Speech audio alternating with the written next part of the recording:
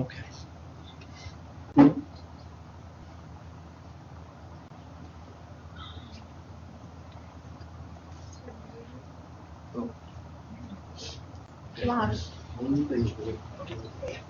Okay, we're just about ready to start our fourth session for our virtual art gallery. So without further ado, we're at Magoffin County High School, and we appreciate Magoffin County High School for allowing us to be here, and Mr. Christopher Eppling's ready to begin. All right. Hey, everybody. Can I say hello? Good morning. Say hi from Magoffin County High School, everybody. Hello. Good morning. Let's try it again. Say good morning. Good morning. Okay, that's awesome. Okay. Magoffin County is a great school, and one of the many schools that I love working with in the KVAC region. We had a couple students actually from the second workshop, was the first one, that were published. And we talked a little bit this morning before starting the video about the tweaks and upgrades that we're doing to the workshop. So for this next workshop we're doing currently, the current one, there's a few more opportunities that's going to come from the 6 students who go on to be published out of this workshop. Of course, there's 35 that will technically you'll be published, but then you'll have books, right? You'll have books that you'll go on and you'll sign and you'll sell, but only 6 of the 35 get to go on to work with us, hopefully to get into the Governor's Entrepreneurial Challenge. Hey, everybody. Sorry. Yeah, some students are always blocked out by this board, but we have to have it here. So, opportunities like this is stuff that typically you hear about in other regions and in other schools and other states, okay? A lot of people don't know about the SPX, which is the Small Press Expo. It happens every year, usually in Pennsylvania. And what that is a lot of regional and smaller publishers and publishing imprints. They bring authors and illustrators there to sign books. If you're into comics and graphic novels, that's where a lot of stuff gets picked up. Robert Kirkman's Walking Dead started at the SPX. Okay, ideas and things that turn into trends and popular stuff that you see in comics and movies and novels, they have to start somewhere, right? And there's no reason why one of us could not create the next idea that's going to take off and become huge. There's no reason why not. Okay, I've seen it happen over and over, time and time again. But we're trying to get that started in our region. Okay, and there's other states that you hear about these workshops happening in, out in San Diego. Believe it or not, Colorado. There's a huge comics and artist sequential art community. They even have those of you who are really dedicated, there's the cartoon college you can go to. You can get a bachelor's degree in sequential art and cartooning. And you can go on and work for people like Amulet Books or Abrams Books as an illustrator one day. So it's really cool stuff, And there's no reason why this couldn't turn into an industry, right? Those of you who like to write, and those of you who are really interested in drawing, if you can combine those two talents to create something, there's no reason why you couldn't do this as a profession one day, okay? It means every day you wake up to create stuff for other people or yourself to sell or in the publishing industry, all right? So it's something to be excited about. This is week 4 of 8 weeks, and those of you who participated before understand how this works. Usually at the end of this, you have time to turn in your work, okay? This isn't like as soon as 8 weeks are over, hand me your stuff. But at the same time, though, you don't have a lot of time, okay? 8 weeks goes by really fast, so you have another additional couple weeks to finish up your work and polish it up and turn it in. But those 9 to 10 weeks that we're talking about go by very fast. And if you're not working on something right now, when those 8 weeks pop up and we're finished, you're going to be in a little bit of trouble. Only if you're wanting to take this serious, right? Like all opportunities, you make of it what you want, right? And some people do make a lot of it and other people don't. So I hope that you'll decide today, if you haven't already, to finish this up, get excited about it, and create something and hopefully get published, okay? So what we've went over so far, and I like to do an overview before every workshop begins, is talk a little bit about where you should be and where we're heading. So we ask you to, first of all, think of an idea for a story. That was week 1. You had to decide what type of book you wanted to do. You have 3 options: a chapter book, a picture book, or a graphic novel. And then we went into week 2. Week 2 really focused a lot on the language art aspect. What is the plot, rising action, conflict resolution, characters, exposition, which is more, if we're talking high school language arts stuff, but we went into the writing aspect. The third week, which was last week, we started actually thinking about, we put our storyboard together. We've created now the tools we needed, the ingredients we need to create our finished pages.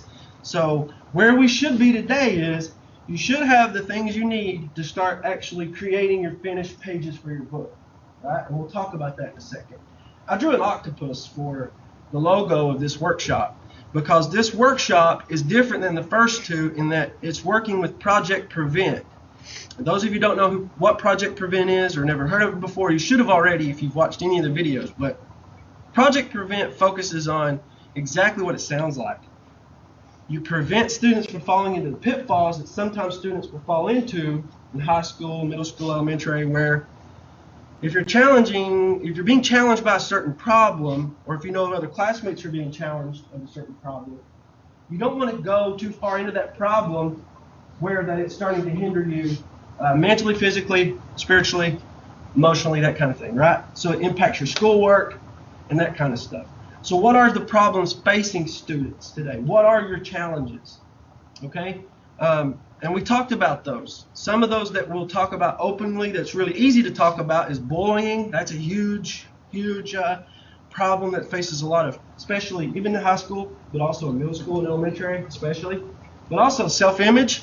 Okay? High school, I'm telling you right now, you got to believe me when I say this. Stuff that matters today will not matter 10 years from now. It won't. The stresses you feel, the pressures you might feel, fitting in certain groups, meeting certain status quo stuff, it will not matter. Okay? It may not matter even 2 years from now. It's different for every person. Okay? So the problems, though, that we do think about when we think about self-image, those can be very detrimental. People go into problems, and it's like opening a door there that you can't find your way out of. You ever been to a carnival? You know those house of mirrors that you walk into? All right, problems with, like, let's say anorexia, eating disorders. You have problems with a lot with self-image is massive, and then also abuse. That's a terrible area to go down. But this workshop, though, is designed for us to create a story that is focused around challenges you face. And there's some that I did not talk about. There's a lot that I did not talk about, but you have to do that research on your own to find out. Okay, and that's really the main focus of this workshop. So our stories now have come to week 4, and we're actually getting into the part that I'm probably most comfortable with, and that's penciling and creating your actual look of your book. Okay, my background is not in language arts per se. I'm not necessarily an educator of creative writing. I do workshops in creative writing. Okay, but my background primarily, where my strengths are, is I hope you'll agree to, is art. Okay, drawing. Now, we're going to be purchasing books for everybody called Writing with Pictures, and I showed that book a couple workshops back, but not workshop, but weeks back. And I'm working on finding a place where we can get these books.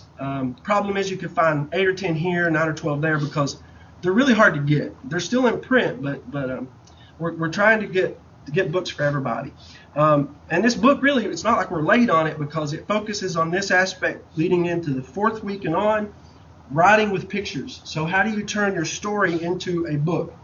But I chose this octopus creature because every tentacle that comes out from him, every arm of the octopus in the original graphic for the workshop represented another problem. And then at the top of the graphic, there was a ship and 2 students standing on like the Kraken, victorious over the Kraken sort of thing. That was my idea. So that's why I chose that. So let's talk a little bit now today about penciling your page. So what I have here are basically, as you can see, 3 rectangles, right?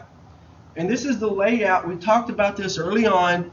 Whether you're doing a picture book, a chapter book, or a graphic novel, how you position or orientate your pages to create for your book matters. If you're doing a graphic novel with panels in it, you may choose to do it what we call landscape. We talked about that before. But typically, graphic novels, when you think of a graphic novel, it's done in portrait. And I have one here I pulled from the shelf. Edgar Allan Poe. We all know Edgar Allan Poe. He wrote a lot of very famous stanzas and poems and tales and short stories. This is The Telltale Heart. This is a graphic novel, okay? And you can see it's in portrait. And if I open it up, you're going to see that there's boxes. If you notice the page on the left here, that's what we call a full spread. If you've ever read a comic book in your life, you know that some of the pages have these full artwork on the entire page. This looks like a standard typical picture book, right? I mean, there's no boxes there. But what does make a graphic novel stand out, no matter if you choose to do a panel going over the entire page or you're choosing to break it up into smaller panels, is we communicate the story mainly through images with the graphic novel and word balloons, thought balloons, and narration or narrative boxes. Okay, and we'll talk about that in a minute. But these rectangles represent the format you'll start creating your pages in. So if you're doing a graphic novel, it's going to be portrait, chapter book, portrait, children's book, landscape. These are typical ways that these books are orientated. Okay. We didn't talk about this before, but I'm going to wait a second here. Okay, it wasn't a message, was it? There was for class. My bad. I'm sorry. I was waiting for a message. It never happened. Okay. What I didn't talk about in the first 3 workshops, which is important, is a cover. You have to have a cover to your book. You have to create the cover. So we're going to take a second to talk about the cover before we actually talk about penciling your pages.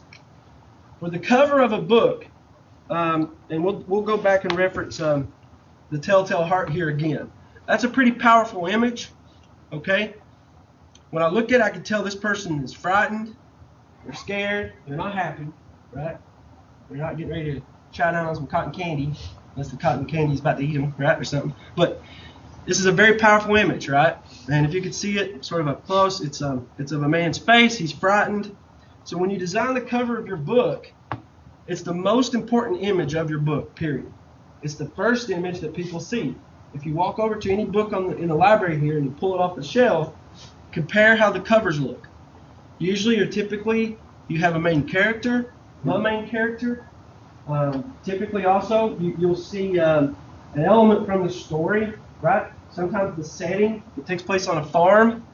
You may see a farm in the background. So think about the elements of your cover.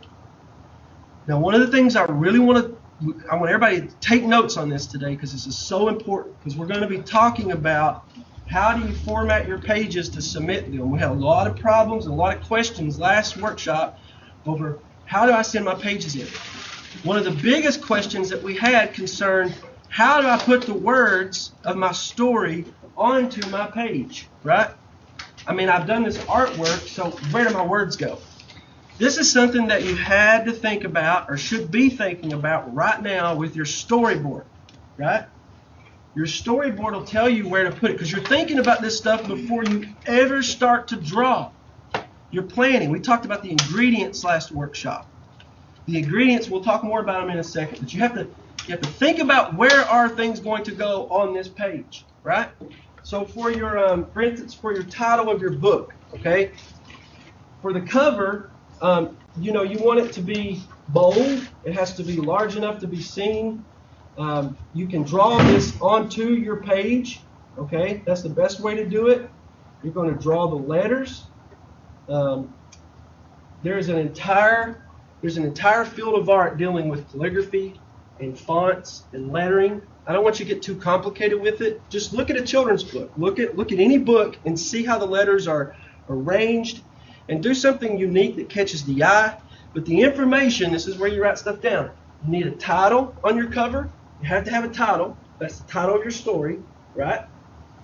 You need the names of the people who are creating the book. All right? So the author and illustrator. If it's just you, you're the author and the illustrator, then you're going to need your name at the bottom, written and illustrated by. If it's 2 people contributing, illustrated by, written by, 2 different names. Okay, so that has to happen somewhere on the page, and you can put it wherever you want. I see a lot of times though it's usually placed in the bottom right-hand corner of a book. I just have love here, but we'll put the fog. How's that? That's the title of our book. Some big bold letters. Okay. I know the title just by looking at it, the fog. The background, you could have this rolling mist coming in and a silhouette of maybe someone walking, right? In the fog, there's a trail, and the fog keeps going, and behind those mountains maybe. So I have elements of the story involved in the cover, okay? It's really important. Graphic novel, same thing. Graphic novel, put something from the story, main character, a special setting, right? If it was a graphic novel about the Titanic, and on the Titanic you have two ship hands, and one of the ship hands, let's say, has a lisp when they talk, and he gets made fun of, and in the book you're going to have one of the deckhands actually realize that, hey, this isn't cool to make fun of our other shipmate here, and then they all reconcile, and they learn a lesson from it, and your main characters are changed from it. So if my book was set with the Titanic, I'm not going to have a picture of a coconut on my cover, right? Because that makes no sense, right? Even if coconuts are important in the story. The main setting, so it'd be like the Titanic. So you'd have this giant ship here, right? With its large smokestacks. So maybe that's what you'd have for your setting. It's up to you, but think about this in terms of what's important to your story. And there's an aspect, okay? Think about this. All right. Chapter book, same thing. For a chapter book, you want the title. I want to be able to see it when I look at it. I want to know exactly what I don't want to have to search for it. Have that on the cover and your name and contributors, okay? All right, let's move on. There's a lot to get through today, so I want to try to not spend too much time on every single segment, but it's important. All right. Now we're going to take a second to think about our ingredients again, because if you haven't written this down before, this is what you need. I got a big letter A up here. That's your story. It looks like lined notebook paper. And it's just handwritten. You need a handwritten story. If you choose to type it, that's fine. Okay? Take your story. Now remember I said you write down all the characters in your story, name by name. Here I have Bob and Stacy. Okay? And then I have down here Spot. He's a character. He's a dog. You write down the names of all the people or characters that's going to be introduced to your story, and you draw them. Before you ever start working on a finished page, you draw these characters out. You want to know what they look like. Had one student recently, I think this was this was down in Paintsville, was drawing their characters from different angles, right? So from the side, looking straight on. So if you draw these characters out in all these different ways before you ever start to work on your story, you have these resources to pull from. So that's B. A is your story, B is your character descriptions and drawings, sketches. And then C, the last thing you need, your ingredients, is your storyboard. We asked you to create a storyboard. Real simple, nothing too elaborate, very simple. The only thing that you include on your storyboard, a stick figure to show where the character will be if there's a character appearing, something about the background to show what is the background, and you also want to know where are you going to place your words. Okay? Those three things have to be conveyed in your storyboard. What's happening? Real simple. Okay? The setting, if there's a setting, and where are your words going to go. Now, before you can determine where your words will go, you need to know what words will appear on that particular page, right? And that's how you break this down with your storyboard. So I may have page 1, and there's a rectangle drawn, okay? This is let's say a picture book. And then I have the sketch, a little stick figure with a tornado behind him or her, okay? And I know where my words are going to appear because I could put a box for this is what words, this is where the words are going to appear, and then you're going to have your story up here where you mark it. This is going to be on page 1, this is page 2, this is page 3. So if you do all this planning before you ever start creating your pages, it's going to make it a lot simpler, your story is going to flow well, and it's going to show, all right? So those three things are what you need. Now, chapter book planning and graphic novel planning is a little more difficult in a way than your picture book. Your picture book is one giant illustration on one page, right? So let's talk about a chapter book planning. So all of those who are creating a chapter book, pay close attention to this. You're going to have more story than you have artwork with a chapter book, right? But, okay, that doesn't mean that you're not going to have to draw, because this workshop's about illustration and writing together. For your chapter book, you need to have an illustration at the beginning of every chapter, okay, to introduce the chapter. And I'm going to talk about how to do this in a second. The other thing, you need to think more thoroughly about what are you going to be drawing. Since there's less illustrations in a chapter book, you have to be very specific on what it is you're going to draw, okay? Let's say in a certain chapter, you have the conflict happen, okay? Right? You have the aliens invade the town, and it happens in chapter 4. For the artwork introducing chapter 4, you're going to show a scene probably of the aliens invading the town, right? You're not probably going to show Mr. Wilson in his store selling orange soda, right? Because that makes no sense. He's in the town. Now you could show, I'm going off a little bit here, but you could show Mr. Wilson standing at his counter selling orange soda and outside green aliens running people down the street. Now that'd be kind of funny, but you want to show the main idea of that chapter. Also, it's important for you to think about, if you don't know what to draw in the chapter book, think about the parts of a story. Think about your conflict, the pivotal point in a plot. Think about your resolution when everything gets solved. If you can name your pivotal parts of your story, the actual writing aspects of your story, it will tell you what to draw. Okay? All right. It's really important though, and there's going to be videos that I'm going to create from home, from my shop, not from my house, but from my little shop that I have. And I'm going to create these videos, and I'm going to put one up today, basic drawing. Okay. Now I want to stress this: it's not about your ability to draw like artists at Disney here. It's not. You're not graded on anything. I think Diary of a Wimpy Kid. It's a stick figure, right? Pretty much. It's a stick figure. But I'm going to give you some basic drawing techniques that I'm going to be posting today. If you want to start already right now drawing, remember to start out very lightly, and this is where you take notes again, how you put your pages together. You start out with a pencil, okay? You're going to draw very lightly. You're using your storyboard. You know what you're going to draw. It's not a mystery.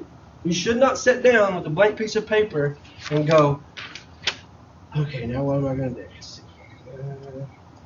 You want to know exactly what you're going to do before you start, okay? But start out lightly, okay? Don't press down very hard. This is the part where you're going to be erasing a lot, right? You start out very lightly.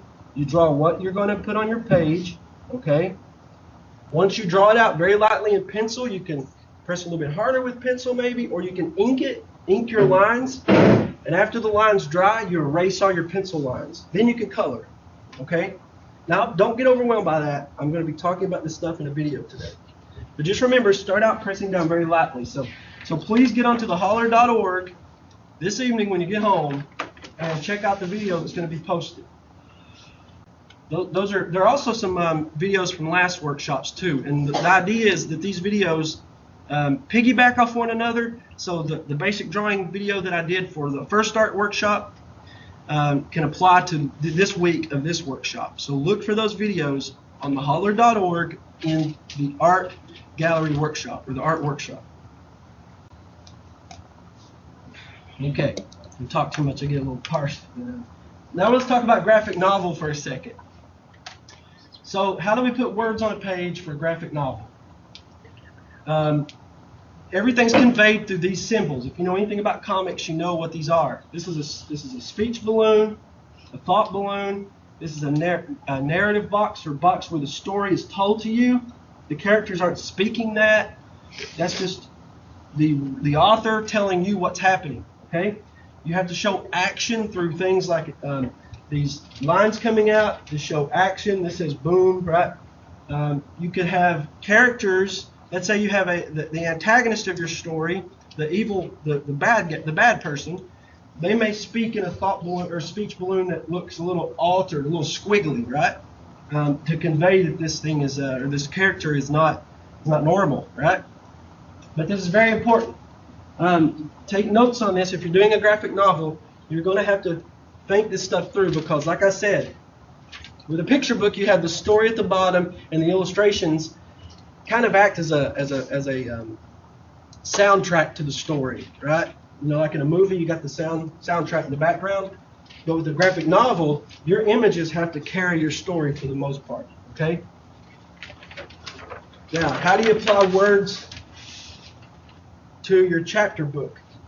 Now, the only real option to do this is, and for the graphic novel, you'll hand letter your words. I forgot to say that. So inside of your thought balloons, inside of your speech balloons, you'll have to hand letter, so you're writing down the words.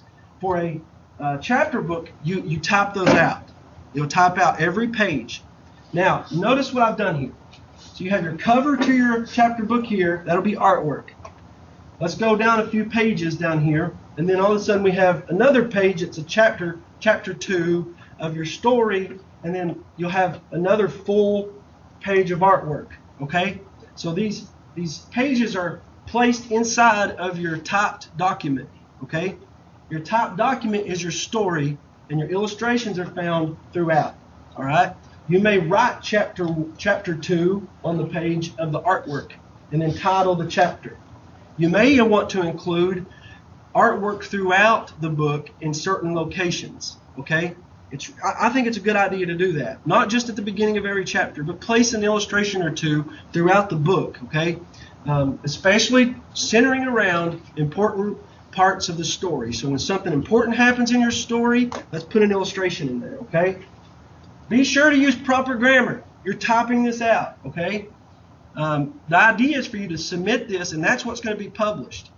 If you have a ton of grammar issues or a ton of punctuation issues, or what's the worst thing is spelling, you couldn't even do it. Spell checks are almost automatic. So if those things come through, it's going to affect your possibilities to be published. I'll go ahead and tell you right now. So if you're doing a chapter book, I cannot stress to you the importance on the language arts aspect, proper writing, and grammar and punctuation, and especially spelling, okay?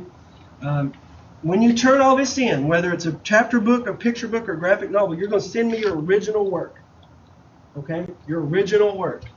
Because the 30 or 35 that go on to be published, we're scanning that, we're scanning your work, and that's what's going to be sent to the printer. So you get your work back. You get all your original stuff back, okay? But then you get copies of your book. So you have to think about, when you submit a page to me, that's how, if you're selected, that's how your page is going to appear in your book. So make it look good, make it look professional, that kind of stuff, okay? It's really important. Think about that when you're submitting, okay? Now let's talk about picture book, adding words to a picture book. You have a few different options. Lily the cat, right, was done wonderfully well. When you did, you want to speak a little bit about it? You don't? Okay, I'm going to talk about it. Is that okay? All right. When she added the words to her page, you hand wrote those. And you did it in a way that looked fun. So think of like it was geared towards more elementary level students. So the lettering looked like crayon, right? And it told the story. And it was very fun. It was light. It was nice. So the two options you have, if you're doing a picture book, to adding in a very well done book, it was published, so that you may want to take some points from her. If you have any questions, you may want to go to her and ask. But you have two options. Option number one, and Supernova was done the opposite way. So we had two examples from Magoffin County last workshop on how this is done. You can handwrite your words on your page with your artwork. That's option number one. So that means while you're drawing, down here I have, once there was a cat, right? And there's a big pink cat down here at the bottom.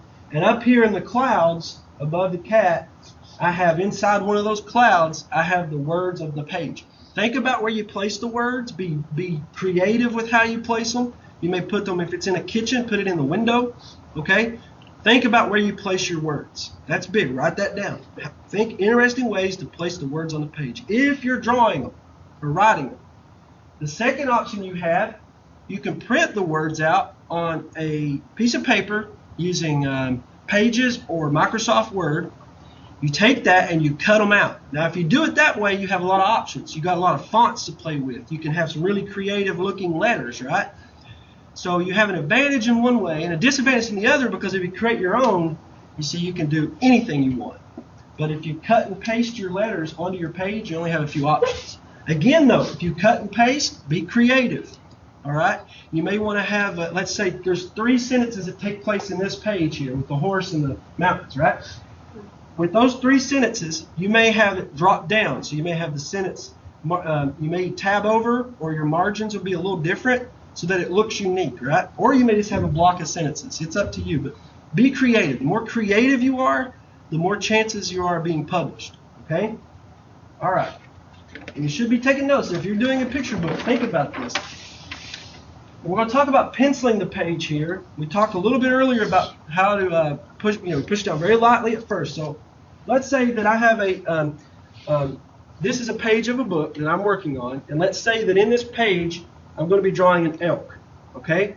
And this is the first page of the book. This is my main character. The main character is an elk. Whenever I put together the tutorials for how to draw, I talk about this method a lot because this method helps me, and I know it helps other student artists to do this, okay? It's called the Marvel method or the circle method. If you don't like this, you don't have to do it. But what you do is, when let's say I want to draw an elk, I go onto Google and I'll search for images of elks, okay? This is the way everybody in the industry does it. Before Google, what people had to do, they had to go out and take pictures themselves or find pictures in magazines and things. But you just go to Google, type it in, picture of an elk. Once you're sitting there looking at this elk on your computer screen, okay, you want to draw it, all right?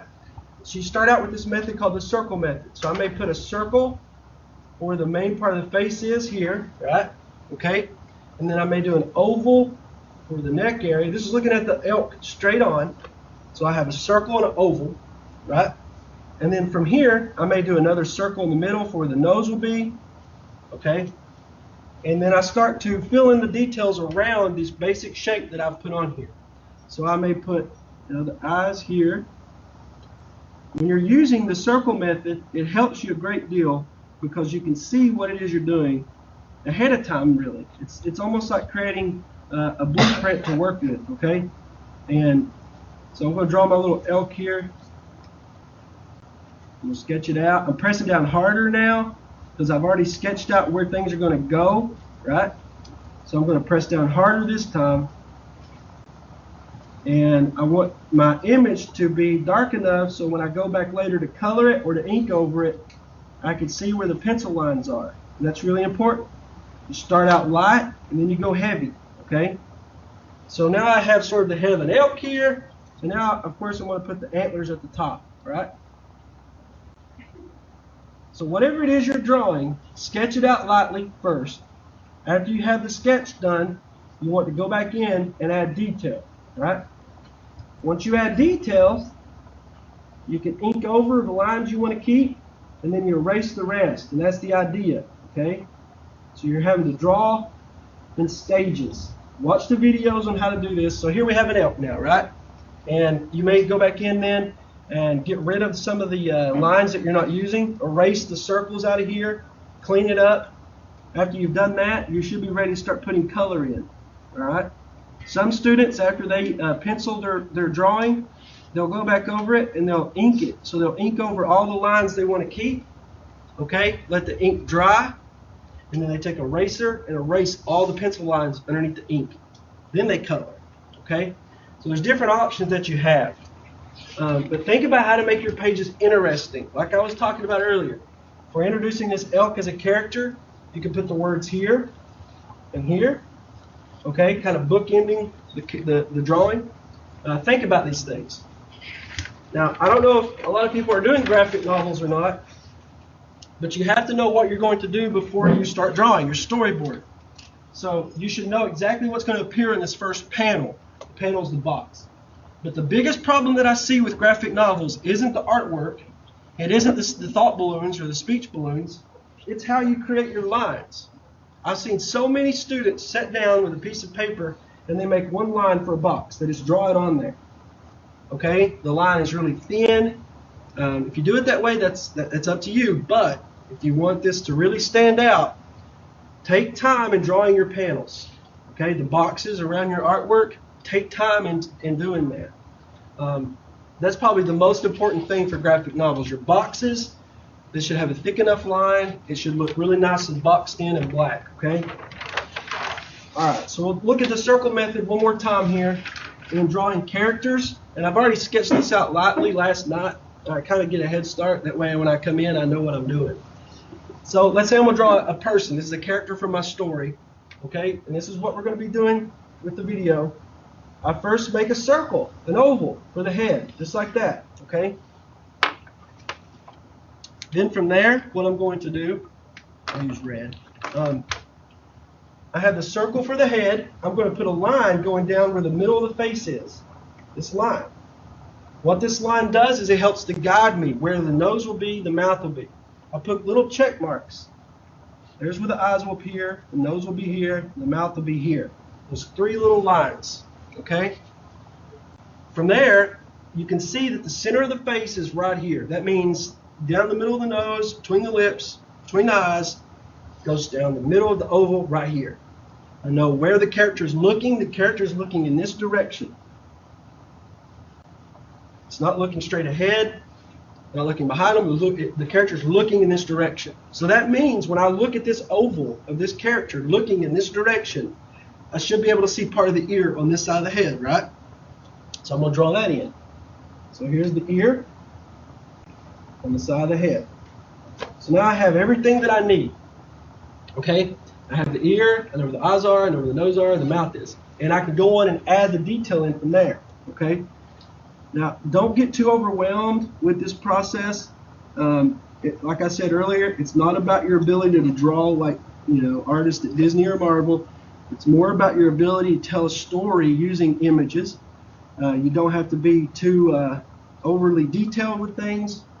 But I do want you to be able to convey your story through images, right? Now, what I'll do here, I'll go ahead now and maybe put some features of the face in here. I'll round and straighten the face up a little more, give it a chin. Once I have the head, I know where the neck will be. I'll put hair in here. I may put a snow cap on, skull cap or whatever they're called. We call them toboggan. He's got a toboggan on, right? May put a sweatshirt on him. He's got a hood down his shoulder here, down on this side. Okay. Now once I have all these things with my character, this is where I'll go back and I'll ink on my page. Okay. So here's my character. So I'll take an ink pen. I'm using red here just so you can see it. And what I'll do is I'll trace over the lines I want to keep. I'll add lines in there even. Okay? So the hair comes down like this. The cap goes over his head. Here's the chin. Okay? Like this. Got the hair up here.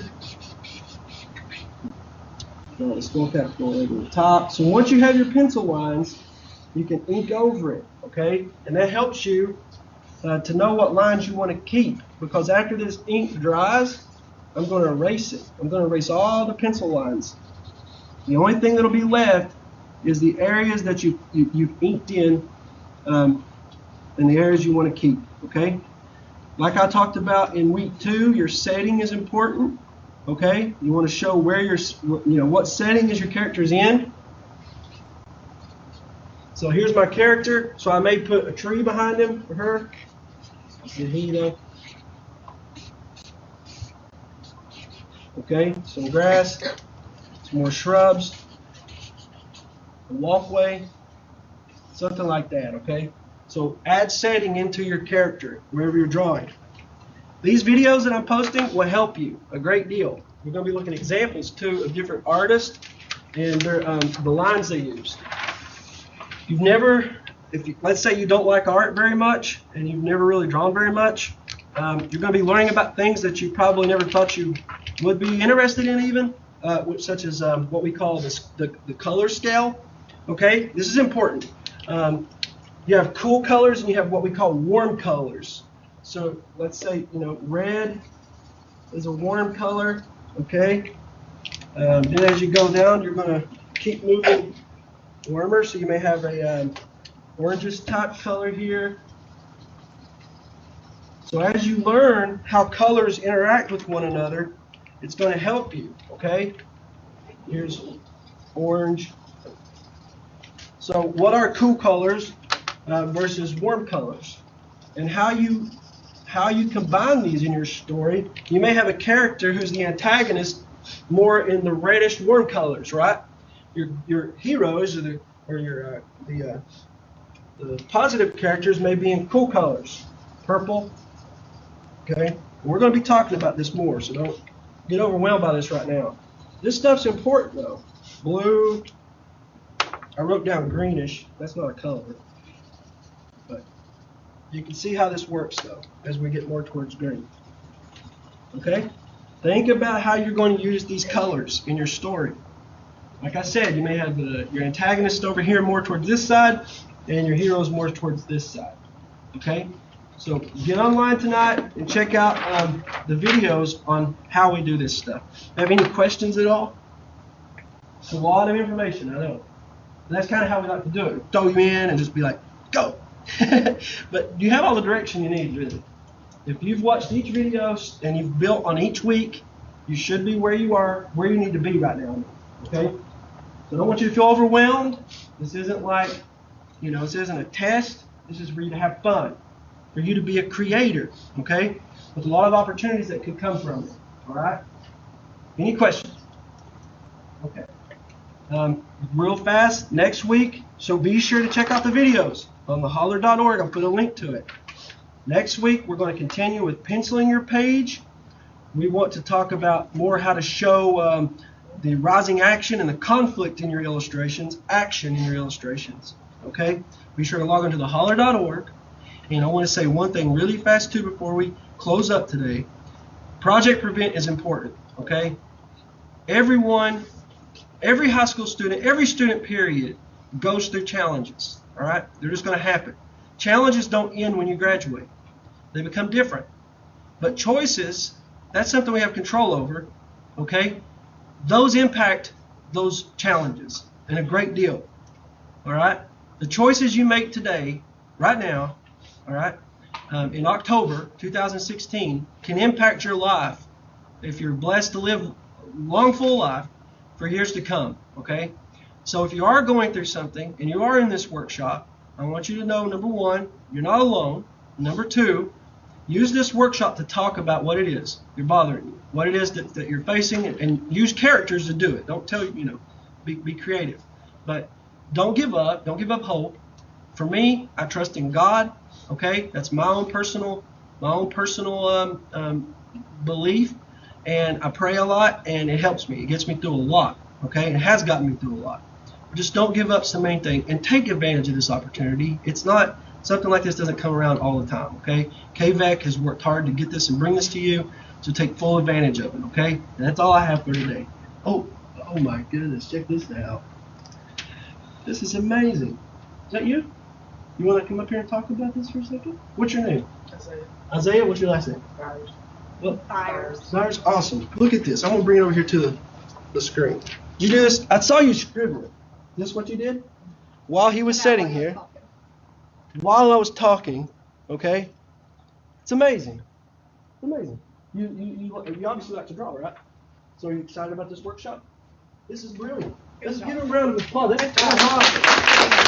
You know what? It takes guts to show your work, doesn't it? Because you know what? I've noticed so many students, as they go through school, I ask at fourth grade how many students like to draw. Every hand goes up. And the further you go in grade level, the less hands go up. And the only reason that is because my style of art, Isaiah, right? You have an amazing ability, okay? Now, for you to convey that work and show that to someone, art by default, art, okay, is judged, right? When you see something on a wall somebody drew, you don't walk up to it saying, I'm going to judge that. But you walk up to it and automatically you can't help it. You look at it and you say, I like it, I don't like it, I kind of like it, right? You can't help it. That's what art is, visual stuff, right? So it takes a lot of courage to show your work. And you have super talent. So is that one of your characters from your book? Awesome. And that's Can't the title wait to see the rest. Is that the title of your book too? And it's how a tree grows, right? Awesome job. Thank you all. Okay. All right. Thank you, Magoffin County Yeah, High thank School, you. and Ms. Campbell, thank you. Yeah, thank you. And those of you out there that are joining us, we look forward to seeing you on the holler and seeing you next week. Yeah, check for the videos.